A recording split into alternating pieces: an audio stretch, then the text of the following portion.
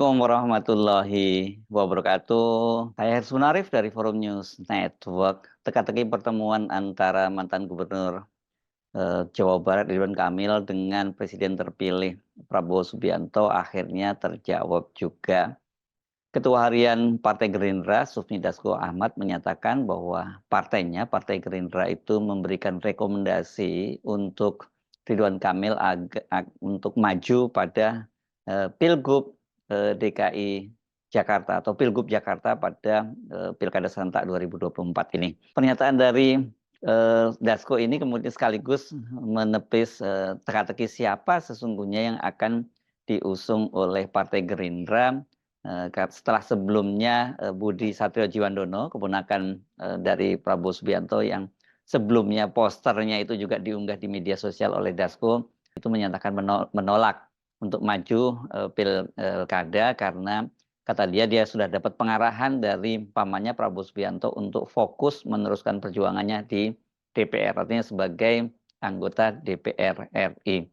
Selain menjadi sebuah kepastian bahwa Ridwan Kamil akan maju ke Pilkada Jakarta dan diusung oleh Gerindra, tapi ini juga sekaligus menjadi pertanyaan besar. Kalau begitu bagaimana dengan sikap dari Golkar? Karena Golkar itu sebelumnya juga menyatakan mereka ini akan mengusung Ridwan Kamil untuk kalau tidak di Pilkada Jawa Barat, ya kemungkinan besar di Pilkada Jakarta. Tetapi katanya sejauh ini untuk dari sisi elektabilitas maka di Jawa Barat tidak ada elektabilitasnya yang bisa menandingi Ridwan Kamil. Jadi dengan begitu kemungkinan cenderung dari Golkar itu untuk mencalonkan kembali Ridwan Kamil di Jawa Barat. Selain Ridwan Kamil kan di Golkar ini ada juga sejumlah nama yang memperebutkan tiket untuk maju ke Pilgub Jakarta. Ada namanya Ahmad Zaki Iskandar, ini sekarang menjadi Ketua DPD Partai Golkar di Jakarta, dan juga ada nama Erwin Aksa, ini keponakan dari mantan Wakil Presiden Yusuf Kala. Nah, dengan putusan dari Partai Gerindra mengusung nama atau memberikan rekomendasi kepada Ridwan Kamil, ini tentu saja membuat peta persaingan di Golkar ini menjadi seru, dan kayak kemungkinan besar mau tidak mau ini semacam fight accompli juga pada Golkar agar mencalonkan Ridwan Kamil di Jakarta. Nah, mengenai soal ini menurut Dasko bukan ada perbedaan, tetapi dia yakin pada akhirnya nanti Golkar juga akan memberikan rekomendasinya kepada Ridwan Kamil. Nah, ini memang agak lucu ya soal Golkar dan Gerindra ini. Seperti kita ketahui di Pilgub Sumatera Utara itu Ketua Umum Partai Golkar Erlangga Hartarto itu bukan memberikan rekomendasi tapi sudah memberikan penugasan kepada Bobi Nasution, menantunya Pak Jokowi yang dipecat oleh PDIP. Tetapi ternyata kemudian setelah mendapat rekomendasi dari Partai Golkar untuk maju pada Pilkada Sumut, ternyata Bobi Nasution itu malah dia memutuskan untuk bergabung menjadi kader Partai Gerindra. Jadi kalau sekarang ini jadi seperti ditukar itu ya, dengan posisi Bobi Nasution sebagai kader Gerindra, dia mendapatkan rekomendasi dari Golkar, bahkan bukan rekomendasi tapi penugasan. Tetapi itu sebelum Bobi menjadi kader dari Partai Gerindra. Sekarang ini Gerindra malah memberikan rekomendasi kepada Ridwan Kamil yang sekarang sudah menjadi anggota atau kader Partai Golkar. Dan sebenarnya ini juga Ridwan Kamil ini bisa disebut sebagai pemain naturalisasi lah ya, karena dia kan bergabung di Golkar itu belum terlalu lama. Apa kira-kira pertimbangannya Gerindra menunjuk Ridwan Kamil dan bukan kader internal? Ini tentu saja sangat menarik ya. Tapi kalau kita flashback ke belakang pada Pilpres 2024 kemarin, peran Ridwan Kamil ini sebagai ketua tim pemenangan daerah untuk paslon 02 Prabowo Gibran ini dianggap cukup signifikan. Jadi sehingga yang biasanya ini di sini ini berat mereka memenangkan itu, Prabowo juga ini kemungkinan akan bersaing ketat dengan Anies Baswedan, ternyata Prabowo bisa memenangkan daerah yang menjadi battleground ini. Nah, ini tentu saja mungkin jadi salah satu pertimbangan mengapa kemudian Ridwan Kamil yang ditunjuk. Jadi jasanya terhadap kemenangan Prabowo pada Pilpres kemarin cukup besar. Ini pantas saja ini kelihatannya, Ridwan Kamil pada waktu itu ketika beredar kabar bahwa Kaisang itu akan dipasangkan sebagai wakil gubernur dari Budi Satriojiwandono, waktu itu, Ridwan Kamil memberikan respon yang, santai saja kata dia, ya mungkin sudah garis tangannya mereka akan jadi gubernur dan wakil gubernur di Jakarta. Tapi dia mengingatkan, dalam politik itu, sering ada hal yang tidak terduga, dia sebut plot twist gitu ya, bahwa bisa saja yang sudah dikabarkan akan jadi ternyata tidak jadi, yang tadinya tidak jadi malah jadi. Ini mungkin pada waktu itu sudah ada komunikasi tampaknya ya antara Ridwan Kamil dengan Gerindra meskipun belum formal. Kita kan hanya tahunya ketika, Ridwan Kamil kemarin mengunggah fotonya bersama Pak Prabowo itu, orang menduga-duga apa nih, kaitannya soal ini gitu ya. Dan akhirnya ternyata kita tahu, justru Ridwan Kamil yang ditunjuk oleh Gerindra untuk menjadi, kandidat pada Pilgub 2024, untuk di Jakarta. Pertanyaannya bagaimana dengan nasib Kaisang? Apakah dia akan, maju sendiri sebagai, calon gubernur, atau dia, tetap seperti semula menjadi wakil gubernur, kalau semula dipasangkan dengan Budi Satriojiwandono, sekarang dia dipasangkan dengan Ridwan Kamil. Sebab ini tentu saja ada kalkulasi-kalkulasi politiknya termasuk partai pengusungnya siapa begitu.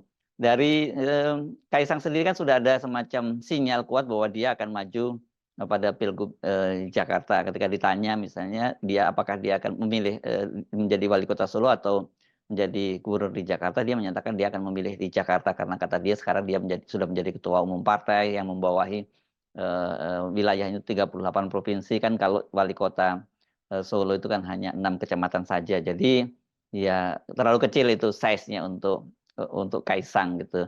Nah, kalau kemudian sekarang ini, Gerindra sudah menunjuk Ridwan Kamil sebagai calon gubernurnya, tentu saja kalau Kaisang mau tetap diusung oleh Gerindra, ya, dia harus bersedia menjadi, calon wakil gubernur dari Ridwan Kamil. Tetapi seperti dikatakan oleh Kaisang kan, dia sendiri ini sebenarnya dia ingin maju ke Jakarta karena kan partainya, partai yang dia pimpin PSI sekarang ini punya kursi di, Jakarta 8 kursi. Tetapi tentu saja 8 kursi itu tidak mencukupi. Dia harus berkoalisi dengan partai lain. Bahkan Gerindra pun juga harus berkoalisi karena di Jakarta ini kan jumlah kursi di DPRD-nya 106 kursi. Jadi kalau yang, berhak untuk mengajukan, calon, gubernur dan calon wakil gubernur itu adalah partai politik atau gabungan partai politik yang mempunyai kursi, 20% di, DPRD atau 25%, persen dari total suara, pemilih di, Jakarta. Dan kalau kita lihat dari perolehan pada, pemilu legislatif lalu, tidak ada satupun partai politik yang bisa mengusung calon gubernur dan calon wakil gubernur sendirian tanpa berkoalisi, termasuk bahkan PKS yang sekarang ini menjadi, partai pemenang, di DKI Jakarta karena memperoleh 18 kursi.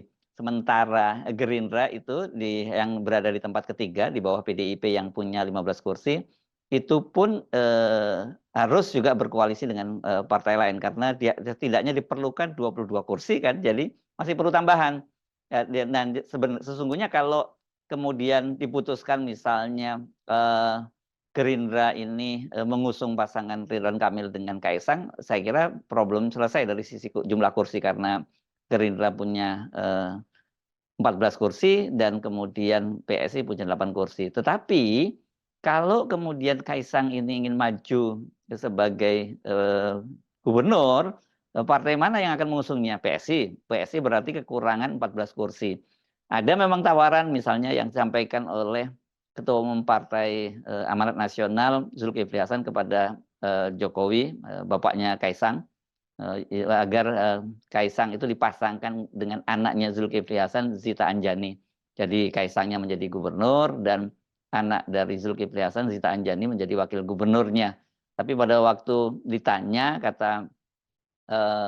ketika ditanya pada Pak Jokowi apakah, Kaisang akan maju, di Pilkada Jakarta menyusul keputusan Mahkamah Agung, yang meloloskan bahwa usia 30 tahun seperti, Kaisang ini, orang seperti Kaisang yang sekarang ini umurnya belum 30 tahun, tetapi nanti setelah penetapan itu akan berusia 30 tahun itu bisa untuk maju, menjadi calon gubernur maupun calon wakil gubernur. Pada waktu itu jawabannya Jokowi katanya, jangan. Tapi seperti biasa kita kalau omongannya Jokowi kan nggak bisa kita pegang ya, nggak bisa kita percaya. Dalam kasus, Gibran juga sebelumnya ketika ditanya apakah Gibran akan maju menjadi wakil presiden, dia selalu dinyatakan bahwa belum cukup umur dan belum cukup pengalaman. Tapi toh diam-diam di belakang dia tangan-tangan politiknya bekerja dan itu melalui adik iparnya, yakni Ketua Mahkamah Konstitusi pada waktu itu Anwar Usman meloloskan Gibran kendati usianya belum mencapai 40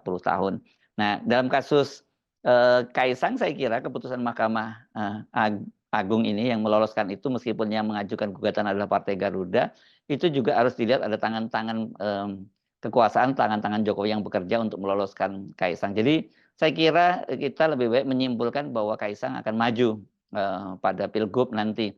Nah, kalau kemudian dia maju, partai apa yang mengusung? Kalau tadi misalnya Zulkifli Hasan menawarkan itu berpasangan dengan anaknya Zita Anjani, suara atau perolehan kursi PAN itu juga tidak mencukupi karena PAN hanya memperoleh 10 kursi. Jadi kalau ditambah dengan PSI itu baru 18 kursi. Jadi masih perlu 4 kursi lagi. Jadi perlu satu partai lain yang bergabung. Katakanlah misalnya Demokrat yang sekarang ini kalau di partai koalisi kan tadi Golkar dengan Gerindra kemungkinan akan berkoalisi, sementara tinggal PAN dan Demokrat yang belum berpasangan.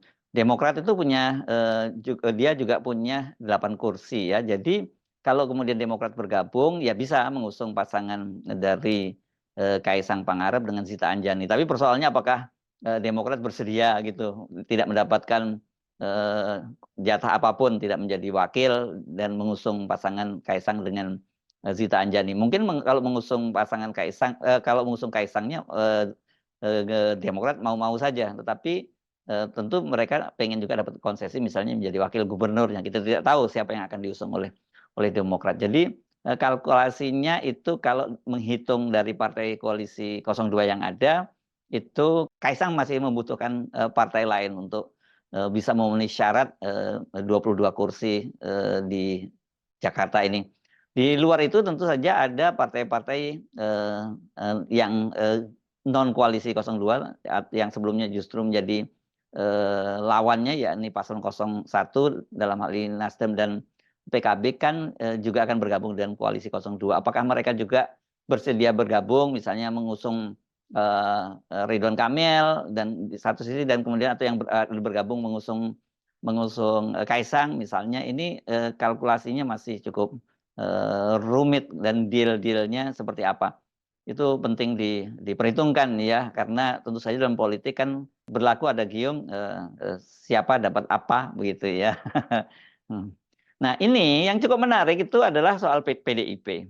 PDIP itu dalam pemilu legislatif sekarang ini mereka tidak lagi jadi pemenang untuk di Jakarta. Suaranya itu turun drastis karena hanya mendapat 15 kursi dan berada di bawah PKS. Artinya kalau mereka juga mau mengajukan calon sendiri, mereka juga harus berkoalisi dan ini tidak mudah ya untuk mencari koalisi yang bisa diajak oleh PDIP. Tetapi saya membaca pernyataan yang menarik dari politisi PDIP Deddy Sitorus yang dia menyatakan kalau Kaisang ini maju pilgub di Jakarta lebih baik nggak usah ikut, mending nggak usah ikut pilkada ya. Kenapa? Karena dipastikan akan kalah bukan karena hebatnya Kaisang, tetapi kata dia ada kekuatan besar yang ada di belakang Kaisang itu. Ya ini pasti kekuatan politik dan juga kekuatan uang yang akan menopang Kaisang. Jadi kata dia percumalah kalau ikut maju pada pilkada Jakarta.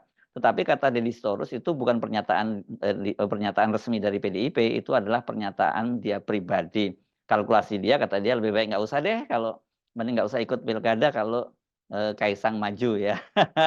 Tetapi saya kira ini agak aneh kalau sebagai partai yang memperoleh kursi kedua terbanyak dan kemudian PDIP tidak mengajukan calonnya sama sekali. Ini memang dilema dari PDIP ya sekarang ini setelah mereka itu bermusuhan dengan Pak Jokowi. Jadi banyak sekali saya membaca pernyataan-pernyataan sejumlah kader PDIP di berbagai daerah yang menyatakan mereka tidak ingin lagi maju pilkada termasuk para incumbent, dalam situasi sekarang ini, ya karena mereka tahu mereka berhadapan dengan, kekuasaan, jadi sangat berat untuk memenangkan pilkada menghadapi, tangan-tangan kekuasaan yang akan berlawanan dengan mereka.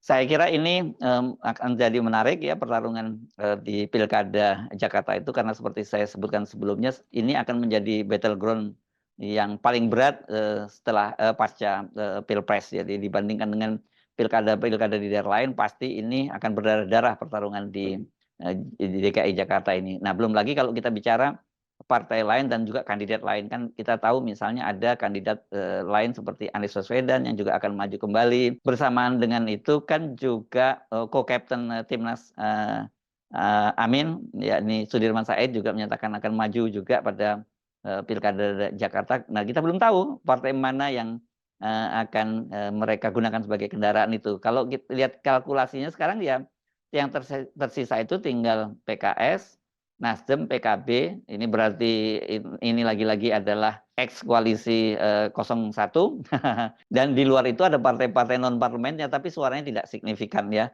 seperti Perindo yang mempunyai, 1 kursi di DPRD DKI Jakarta, dan kemudian juga P3 hanya 1 kursi. Jadi, sebelum, pilkadanya sendiri, pertarungan untuk memperebutkan tiket dari, partai politik itu juga sangat seru. Yang jelas sekarang ini yang melenggang, di paling depan adalah Ridwan Kamil karena dia dipastikan sudah diusung oleh, Gerindra dan juga sudah dipertimbangkan sebelumnya oleh Golkar. Dan, Kaisang kalau dia mau maju, ya saya kira, apapun, maunya dia pasti bisa mendapatkan tiket itu dengan berbagai macam cara gitu ya. Kecuali kalau dia, bersedia menjadi wakil gubernur dari, eee, Ridwan Kamil, ya saya kira ini koalisi 02 bisa terulang dalam pilkada Jakarta. Saya Harsun Arif dari Forum News Network, sampai jumpa lagi. Wassalamualaikum warahmatullahi wabarakatuh.